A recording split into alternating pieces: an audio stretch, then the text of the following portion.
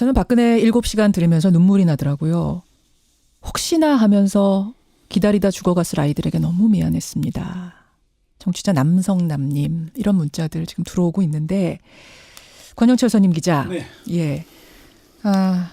국정농단 그 과정, 조사 과정, 뭐 청문회 과정 다 거치면서도 정확하게 드러나지 않았던 게 7시간인 거잖아요. 그렇죠. 7시간 반 행적이 예, 거죠. 예. 검찰이 뭐 완전히는 아니지만 네. 하여튼 어느 정도 지금 드러낸 겁니다. 그렇죠. 그 시간 동안 박근혜 전 대통령이 당시 청와대에서 뭘 하고 있었는지가 이제 실체가 드러난 거죠. 예, 예. 오늘 Y뉴스 예. 그중에서도 어떤 내용을 좀 다뤄볼까요? 김현정 앵커가 궁금한 걸 물어보시죠. 아직 풀리지 않은 의문. 우선 세월호 7시간 참사 의문이 다 풀린 건 아니죠. 그렇죠. 일단 사실은 결론은 정말 허탈했습니다. 저도 어제 이 발표를 보고 자료를 보면서 예. 7시간 동안 박근혜 전 대통령은 거의 대부분을 침실에 있었던 것으로 드러났습니다. 그러니까 지난번에 우리 청문회 할 때 네. 어디서 보고받았느냐 이 시간을 일단 차치하고 네. 어디 있었어요? 그 시간에라고 물었을 때 네. 뭐라고 답했어요? 김긴추 실장이 가물가물해요. 어디 있었는지를 확인할 수 없다. 모른다 그랬죠. 경호상 밝힐 수도 없고. 그랬다 나중에는 네. 관저에 있었는데 관저에 집무실이 따로 있다. 관저 집무실이라는 관저 집무실이 새로운 용어가 또 나왔죠. 그래서 그게 뭐 있느냐 없느냐 거기서 하는 게 맞느냐 그러냐 막 우리 토론하고 그랬잖아요. 예, 예. 근데 알고 보니까 그것도 아니고 대부분 침실에서 있었다는 거예요. 딱 박근혜 전 대통령이 한 일은 간단하게요.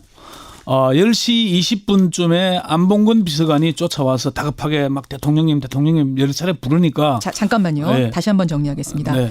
오전 9시 19분에 네. 그 수뇌부들이 청와대 수뇌부들이 텔레비전 자막을 통해서 사고 소식을 처음 접합니다.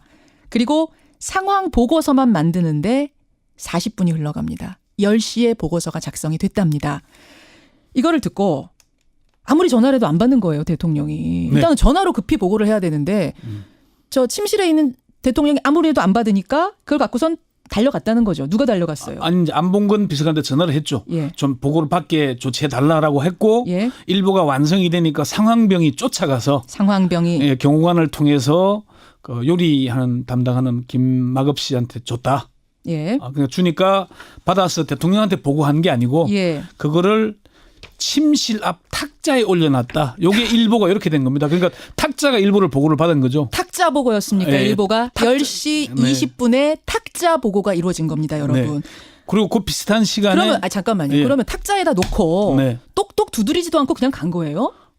또 통상 그 대통령이 내실에 침실에 있는데 두면은 이제 보겠거니 하고 간 거죠. 아니 지금 이 상황이 두면은 보겠거니 할 수 있는 상황이 아닌 거잖아요. 그 김마급 씨가 그걸 알 수가 없는 거죠. 김나급 씨야 그렇다 치더라도 네. 그걸 준 사람 말입니다. 청와대 수뇌부 말입니다. 자 그러고 나서 어떤 일이 벌어진 거예요? 자동차를 타고 그리고 거기서도 이제 김장수 안보실장이 위기관리센터에 가서 전화를 또 걸죠. 전화를 그것도 안 받습니다. 예. 그래서 이제 안봉근 비서관이 이영선 경호관의 차를 타고 예. 이 관저까지 가서 예. 문을 두드리고 대통령님 여러 차례 불러서 겨우 나와가지고 예. 김장수 안보실장이 긴급한 보고를 해야 되니까 통화를 하자고 한다. 예. 그래요 하면서 이제 22분에 안보실장한테 전화를 한 거죠. 그러면 탁자가 그 경비병이라고 아까 하셨나요?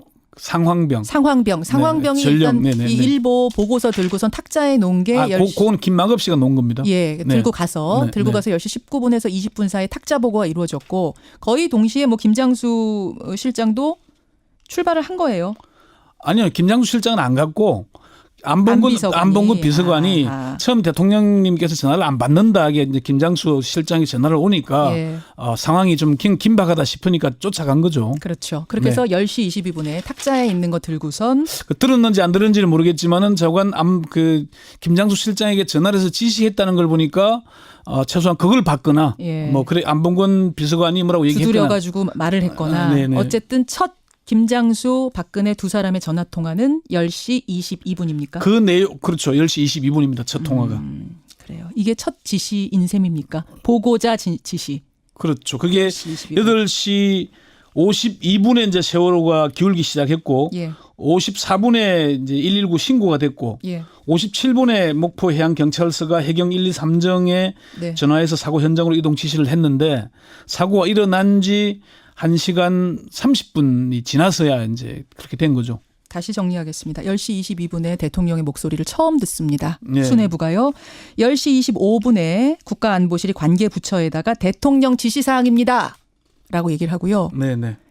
배는 5분 뒤인 10시 30분에 완전 침몰을. 완전 침몰. 그 시간에 해경청장한테 전화해서 특공대 투입 뭐 어쩌고 저쩌고 얘기를 한 겁니다. 5분 뒤에 첫 대통령 지시사항이 내려진 뒤 5분 뒤에 완전 침몰합니다.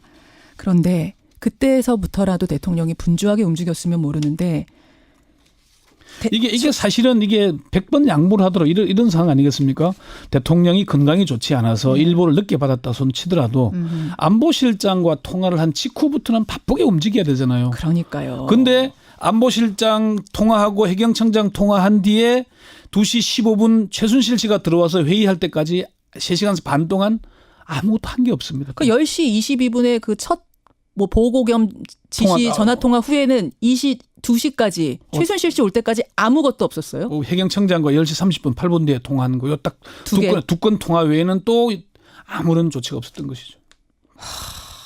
이게 상식적으로 이해가 저는 잘 안 돼서 좀 기가 막힌데 2시 15분 오후에 최순실 씨가 옵니다. 민간인 최순실 씨가 관저에 들어와서 5명이 회의했다는 거죠. 대책회의를. 문고리 3인방과. 5시 회의해서 그리고 중대본 2시. 2시 15분에 회의를 해서 중대본을 가잖아요. 예. 그것도 뭐 정씨 자매를 불러서 올린 머리하고 화장하고 간 거잖아요.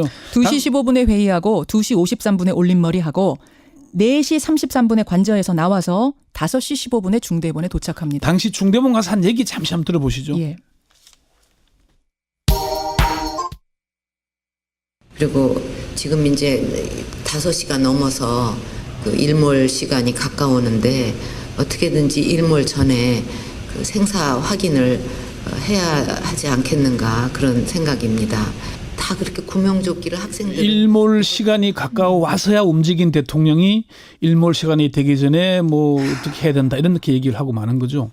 5시 15분입니다. 오후 5시 15분에 중대본에 처음. 네. 근데 그 전에 올림머리를 했다. 우리 알고 있는 얘기였지만 다시 이렇게 시간표를 쭉 들여다보니까 다시 목소리가 떨리고 손이 떨리고 그렇습니다. 여기서 우리가 중요하게 봐야 될 게 예. 김기춘 당시 비서실장이 뭐라 그랬습니까? 잠시 그 얘기 잠시 한번 들어보시죠.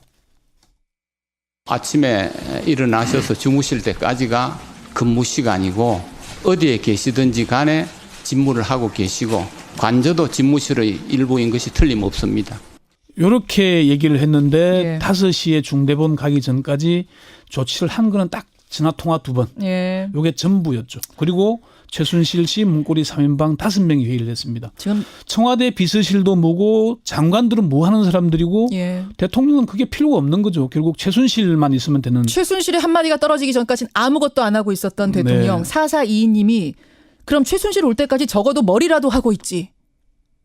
이러셨어요. 뭐 그것도 맞는 말씀이에요. 참. 그거라도 했으면 2시에는 움직였을 거 아닙니까? 머리라도 하고 있지. 5시까지 뭐 하고 있었던 건가? 이런 얘기가 왜 안 나오겠습니까? 자, 오늘 Y. 네. 그럼 왜 그렇게까지 보고 시간을 조작하고 거짓말을 했을까? 왜 이제 이런 것들을 왜 처음부터 사실대로 얘기하지 않았을까? 그러니까 첫 번째는 대통령이 아무것도 하지 않았다는 사실을 숨기기 위해서 아니겠습니까?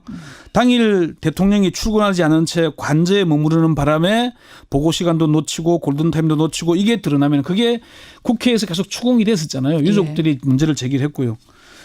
두 번째는 최순실 씨의 존재 사실을 숨기기 위한 것 아니겠습니까? 그 5인 회의에 최순실이 있었다는 얘기는 사실 안 했어요, 여태. 그러니까 그동안 국정에 관여하는 게 없었다고 발뺌을 해왔는데 예. 최순실 씨가 와서야 중대본 가는 게 결정됐다 그러면은 그럼 진짜 대통령은 박근혜가 아니고 최순실이 아닌가 하는 의혹을 살 수밖에 없잖아요. 그렇죠. 그 대목이 컸을 겁니다. 그리고 제가 이게 취재하는 과정에서 새롭게 확인한 사실인데 뭡니까? 청와대 기류가 처음에는 철저한 수사 진상규명을 지시했답니다. 아무도 가리지 말고 상하 가리지 말고 철저하게 수사해라. 박근혜 전 대통령이 예, 청와대 기류가. 청와대의 기류가. 그런데 예. 박근혜 대통령의 행적에 대한 7시간의 행적의 문제가 제기되기 시작하면서 예. 청와대의 기류가 변하기 시작했답니다. 세월호 진상조사위원회 꾸려졌을 때 얘기하시는 거예요? 그 전부터. 전부터 그래서 7시간 얘기가 나오기 시작하면서 유병헌 쪽으로 확 쏠리고 예. 세월호 선원들에게로 책임이 돌아가고 그러니까 박근혜 대통령의 책임을 묻히지 않기 위해서 그러니까 박근혜 대통령 청와대는 국민을 위한 게 아니라 박근혜 대통령이 아무 일도 하지 않았다는 걸 숨기기 위해서 애를 써왔던 것이죠. 지금 국민의 생명은 참 뒷전이고. 청취자 한 분이 이런 질문 주셨어요. 10시 22분에 첫 보고인 것을 이게 이제 사실로 드러났는데 이것이 팩트입니다에서는 10시 17분이라고 했었죠. 15분. 15분이라고 했었죠. 불과 7분 차이밖에 안 나는데 그걸 뭘 그렇게 조작했을까? 골든타임 마지막 구조의 마지막 시간이 10시 17분으로 봤거든요. 예. 최소한 그 전에 대통령이 움직였다는 게 그렇게 중요했던 모양입니다. 이 사람들한테. 그래서 예. 대통령이 아무 짓도 안 하고 있었다는 그 얘기를 안 듣기 위해서. 안 듣기 위해서 7분 조작. 네. 더 하는 건 또 티가 나니까 그렇죠. 어떻게든지 골든타임 안으로는 넣으려고 하다 보니 10시 15분이 된 거군요. 그 서류를 조작하고 청와대 지침도 조작하고 그렇게 만든 겁니다. 어제 그 유족들이요. 이 뉴스를 보면서 눈물을 또 흘리시더라고요. 얼마나 많이 울었을 텐데 여태까지. 눈물이 마를 법한데 이 얘기를 들으면서 또 어머니가 펑펑 우시는 거 보니까 정말 마음이 찢어지는 것 같았습니다. 아이고, 예, 뭐 아직 다 드러나는 거 아닙니다. 참 힘겹지만 우리가 듣는 것도 힘들지만 정확히 밝히고 다시는 이런 일이 없게끔 막는 게 우리 할 일이겠죠? 그렇습니다. 철저하게 진상을 규명할 필요가 있다는 건 바로 그런 겁니다. 3시간 반 동안도 사실은 뭘 했는지 궁금하잖아요, 국민들은. 그럼요. 대통령이 그 시간 보고를 받고도 뭐 했는지. 3시간 반 동안 아무것도 안 하고 있었다? 그럼 대통령은 왜 필요했지 하는 생각이 의문이 들잖아요. 여러분 어떻게 들으셨습니까? 의견 받으면서 인사드리죠. 권현철 선임 기자 수고하셨습니다. 네.